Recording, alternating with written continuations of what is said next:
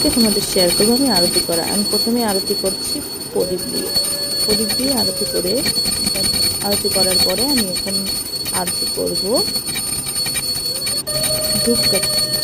ধূপকাঠি দিয়ে আরতি করার পরে আমি আরতি করব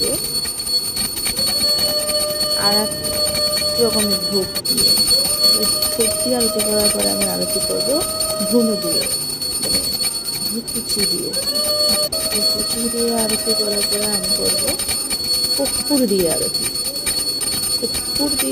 করা হয়ে গেলে আমরা আরতি করব পঞ্চপ্রদীপ দিয়ে আরতি করার পরে আমি আরতিটা সমাপ্ত করব। আমার কাছে তখন পাখা ছিল না, তাই পাখা আরতিটা করা হয়নি।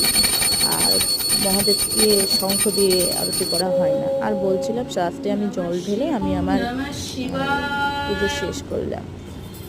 তোমরা সবাই আমার